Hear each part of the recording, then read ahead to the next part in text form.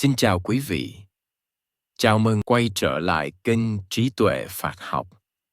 Đây là series Duyên khởi và tính không. Tập 5. Thời gian có thật. Không. Câu trả lời từ duyên khởi. Trong tập trước, series đã đi sâu vào giáo lý tính không, khẳng định rằng không phải là hư vô mà là nền tảng để các pháp duyên sinh, chuyển hóa và vận hành nhân quả.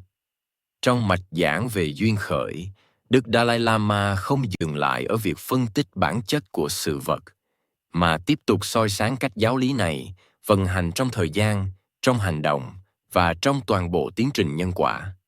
Ngài cho thấy rằng, duyên khởi không chỉ là một nguyên lý trừu tượng, mà là cấu trúc nền tảng của mỗi kinh nghiệm sống, từ những khoảnh khắc nhỏ bé trong đời thường cho đến những chuỗi dài của luân hồi và giải thoát.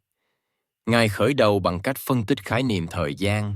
Con người thường nghĩ rằng quá khứ, hiện tại và tương lai là ba thực thể tách rời, tồn tại độc lập.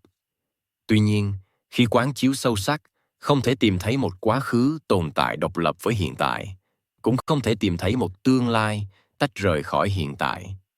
Chính hiện tại cũng không tồn tại như một điểm cố định, bởi ngay khi được xác định, nó đã trôi qua và trở thành quá khứ, đồng thời mở ra tương lai. Đức Dalai Lama giải thích rằng, thời gian chỉ có thể được thiết lập trong mối quan hệ tương đối. Một năm được gọi là hiện tại, chỉ khi so với năm trước và năm sau. Một tháng được gọi là bây giờ, chỉ khi đặt trong mối quan hệ với tháng trước và tháng sau. Ngay cả một khoảnh khắc cũng chỉ là hiện tại, trong mối liên hệ với khoảnh khắc vừa qua và khoảnh khắc sắp đến. Như vậy, thời gian không có từ tính cố định, mà chỉ tồn tại trong mối quan hệ duyên sinh, quy ước và tương đối. Từ sự phân tích này, Đức Dalai Lama chỉ ra rằng, nếu ngay cả thời gian, một khái niệm tưởng chừng vững chắc, cũng không có tự tính, thì mỗi hiện tượng trong thời gian cũng không thể có tự tính. Mọi sự kiện, mỗi trải nghiệm, mọi cảm xúc đều phát sinh, tồn tại và chấm dứt trong dòng chảy duyên sinh, không có một bản chất bất biến đứng ngoài sự vận hành của nhân duyên. Ngài tiếp tục đi sâu vào cấu trúc của hành động. Con người thường tin rằng có một chủ thể độc lập thực hiện hành động, có một hành động tồn tại như một thực thể riêng biệt, và có một đối tượng độc lập chịu tác động của hành động ấy. Tuy nhiên, khi phân tích kỹ, không thể tìm thấy bất kỳ yếu tố nào trong ba yếu tố này tồn tại một cách độc lập. Chủ thể chỉ tồn tại trong mối quan hệ với hành động và đối tượng.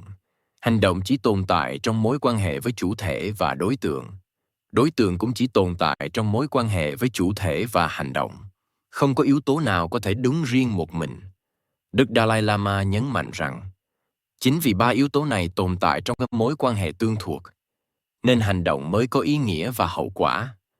Nếu chủ thể, hành động và đối tượng tồn tại độc lập, thì không có lý do gì để hành động của chủ thể tạo ra kết quả trên đối tượng, và không có lý do gì để chủ thể chịu trách nhiệm về hành động của mình. Chính vì các yếu tố này duyên sinh, nên nhân quả mọi vận hành, và đạo đức mới có nền tảng vững chắc. Từ đây, Ngài mở rộng sang giáo lý nhân quả. Đức Dalai Lama nhấn mạnh rằng, nhân quả không phải là một hệ thống thưởng phạt được thiết lập từ bên ngoài, mà là sự vận hành tự nhiên của các mối quan hệ duyên sinh. Mọi hành động thân, khẩu, ý đều gieo trồng những nhân duyên, và những nhân duyên ấy, khi hồi đủ điều kiện sẽ trở quả. Không có một thực thể nào đứng ngoài tiến trình này, và cũng không có một quyền lực nào can thiệp tùy tiện vào kết quả của nhân duyên. Ngài cũng chỉ ra rằng, chính vì các pháp không có tự tính, nên nhân quả mới có thể vận hành linh hoạt và có thể chuyển hóa. Nếu mọi thứ tồn tại cố định, thì không có lý do gì để một hành động thiện có thể chuyển hóa khổ đau thành hạnh phúc, hoặc một hành động bất thiện có thể bị hóa giải bằng sự sám hối và tu tập. Chính vì các pháp duyên sinh, nên con người mới có khả năng thay đổi, mới có thể tu tập, và mới có thể đạt đến giải thoát. Đức Dalai Lama nhắc đến tinh thần của luận sư Long Thọ, bậc đại luận sư của Trung Quán, người đã chỉ ra rằng, nhân quả và tính không không mâu thuẫn mà bổ sung cho nhau. Long Thọ dạy rằng, chính vì các pháp là không, nên chúng mới có thể duyên sinh, và chính vì chúng duyên sinh, nên chúng mới là không. Đức Dalai Lama tiếp nối tinh thần ấy, khẳng định rằng nếu không có tính không thì không thể có duyên khởi, và nếu không có duyên khởi thì tính không sẽ rơi vào hư vô. Ngài cũng nhấn mạnh rằng sự hiểu biết về duyên khởi trong thời gian và hành động không chỉ có giá trị triết học mà còn có giá trị thực tiễn sâu sắc.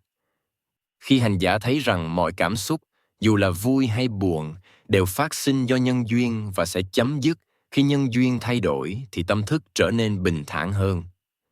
Khi đối diện với khó khăn, hành giả không còn tuyệt vọng, bởi hiểu rằng hoàn cảnh ấy không có tự tính, không tồn tại vĩnh viễn và có thể chuyển hóa. Khi đối diện với thành công, hành giả không còn kiêu ngạo, bởi hiểu rằng thành công ấy cũng duyên sinh, không phải là kết quả của một cái tôi độc lập. Đức Dalai Lama cũng nhấn mạnh rằng sự quán chiếu duyên khởi giúp hành giả phát triển trách nhiệm cá nhân và lòng từ bi.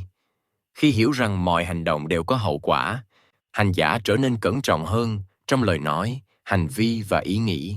Đồng thời, khi thấy rằng khổ đau của người khác cũng phát sinh do nhân duyên, hành giả không còn trách móc hay kết tội, mà khởi lên lòng cảm thông sâu sắc.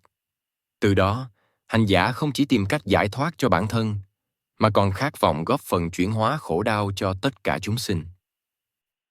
Ngài cũng chỉ ra rằng, duyên khởi không chỉ vận hành trong phạm vi cá nhân, mà còn trong phạm vi cộng đồng và xã hội.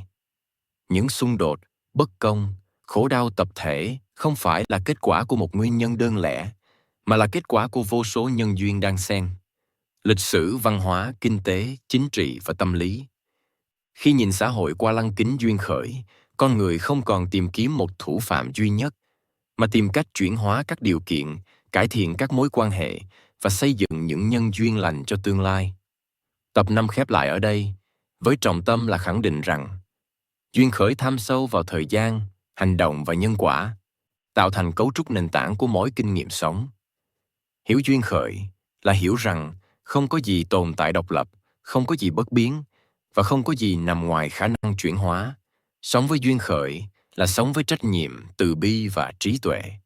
Ở tập tiếp theo, dòng chảy này sẽ được tổng hợp và nâng lên một tầm cao mới, nơi duyên khởi, tính không và con đường giải thoát hội tụ trong sự ca ngợi Đức Phật như bậc thầy kỳ diệu của trí tuệ và từ bi. Xin cảm ơn quý vị đã đồng hành cùng kênh Trí Tuệ Phật Học. Xin chúc quý vị luôn mạnh khỏe, an nhiên giữa đời thường. Hãy nhấn like và subscribe kênh để không bỏ lỡ những nội dung hữu ích tiếp theo nhé.